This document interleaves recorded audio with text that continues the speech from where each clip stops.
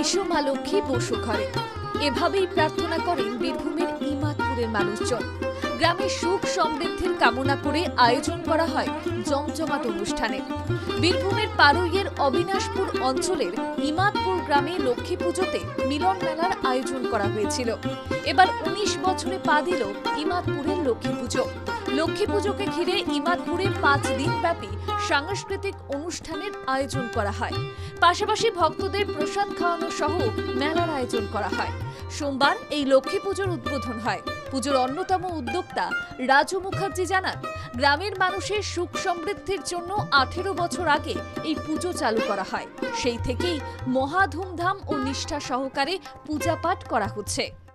ছেলেদেরকে সঙ্গে করে নিয়ে আমার একটা কমিটি আছে, মাচা কমিটি।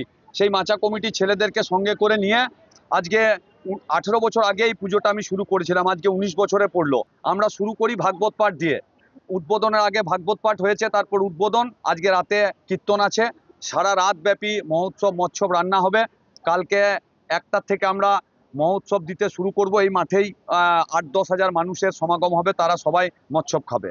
এবং রাতের দিকে ছেলেদের একটা উন্মাদনা, গ্রামের ছেলেরা 1 বছর ধরে রিহার্সাল করে, তারা দিয়ে নিজেদের যে যেমন পারে সে তেমনভাবে পার্টিসিপেট করে।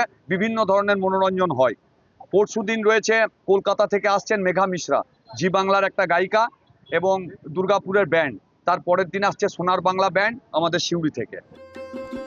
নতুন প্রজন্মের সদস্যরাও পুজোর কয়েকদিন মেতে ওঠেন আনন্দে। সুরে ছন্দে মাতোয়ারা হয়ে ওঠে গোটা গ্রাম। মাটির মানুষ থেকে অন্নদাতা কৃষক, গৃহবধূ থেকে জেনজির সদস্যরা মিলন মেলায় অংশ নেন। সবার অংশগ্রহণে লক্ষ্মী পুজো হয়ে ওঠে সর্বজনীন উৎসব।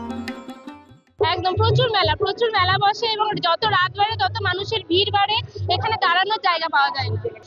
পার্শ্ববর্তী সিউড়ি 2 ব্লক বলে শুধু নয়, মানে বিভিন্ন ব্লকের মানুষরা আমাদের প্রোগ্রাম দেখতে আসে, আমাদের লক্ষ্মী পুজো দেখতে আসে।